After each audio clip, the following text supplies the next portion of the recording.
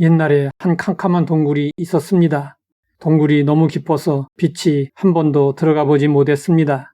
어느 날 태양이 동굴에게 놀러오라는 초청장을 보냈습니다. 태양을 찾아간 동굴은 찬란한 빛에 경이로움을 느끼며 좋아했습니다. 태양은 동굴에게 한 번도 어둠을 본 적이 없다고 말했습니다. 동굴은 자신을 초청해준 태양에게 어둠을 보여주고 싶어서 자신의 동굴로 초청했습니다. 태양이 초청에 응하여 깊은 동굴 속으로 들어왔습니다. 동굴로 들어온 태양은 어둠을 보고자 주위를 둘러보았습니다. 그러나 어둠이 보이지 않았습니다. 태양이 동굴에게 물었습니다. 전에 말한 어둠은 어디에 있는 겁니까?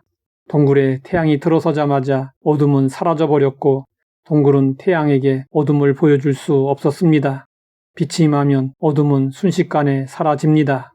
요한은 예수님이 빛으로 이 세상에 오셨음을 이렇게 증언했습니다. 참빛 곧 세상에 와서 각 사람에게 비추는 빛이 있었나니 우리가 빛이신 예수님을 마음에 모시면 심령의 어둠이 사라집니다. 예수님을 우리 가정에 모시면 가정의 모든 어둠이 사라집니다. 예수님의 공생의 초기에 가나에서 혼인잔치가 있었습니다. 이곳에 예수님과 그의 제자들과 어머니 마리아가 초대를 받았습니다. 이스라엘의 혼인잔치는 보통 일주일간 계속되었습니다.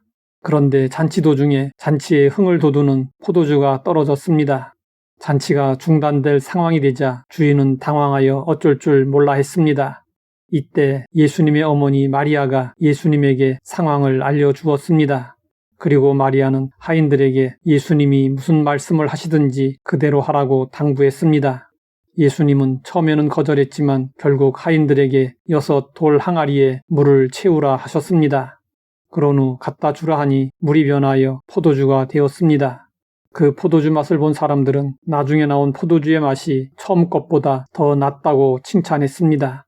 예수님이 위기 상황을 더 기쁨이 넘치는 축제로 반전시켜 주셨습니다.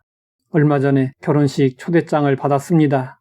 모든 분을 정중히 모시겠다는 문구가 있어서 웃었습니다. 긴장되고 정신없는 가운데 모든 분을 정중히 모시는 일은 쉽지 않습니다.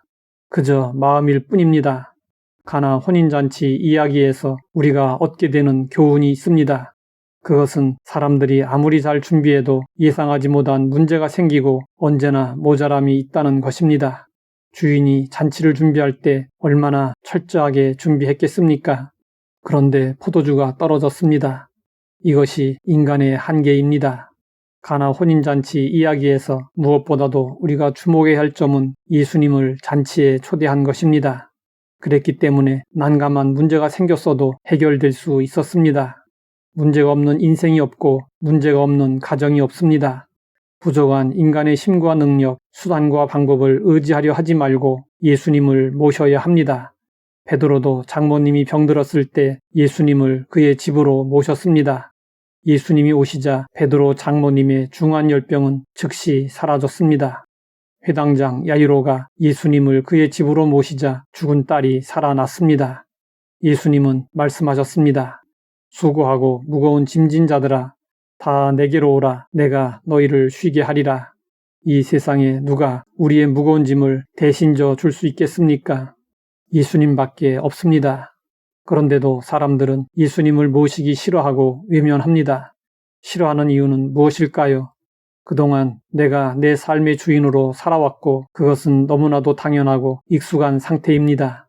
그런데 예수님을 주인으로 모시면 내 자리가 사라지게 됩니다. 그것이 너무나도 싫은 것입니다. 그러나 우리가 우리 인생의 주인으로 살면 항상 부족함 가운데 살게 됩니다. 예수님은 우리와의 관계를 목자와 양의 관계로 비유하시며 말씀하셨습니다. 내가 온 것은 양으로 생명을 얻게 하고 더 풍성히 얻게 하려는 것이라. 예수님은 우리 인생의 주인이 되기 원하시며 우리에게 말씀하십니다. 볼지어다 내가 문 밖에 서서 두드리노니 누구든지 내 음성을 듣고 문을 열면 내가 그에게로 들어가 그와 더불어 먹고 그는 나와 더불어 먹으리라. 예수님은 우리의 초청을 기다리시며 문 밖에 서 계십니다. 언제까지 예수님을 문 밖에서 기다리시도록 하시렵니까? 예수님을 우리 마음의 주인으로, 우리 가정의 주인으로 초청하십시오. 우리가 예수님을 초청하면 예수님은 거절하지 않으시고 기꺼이 우리 심령에, 우리 가정에 임재하십니다. 하나님 아버지, 우리가 왜 예수님을 모셔야 하는지 알게 하시니 감사합니다.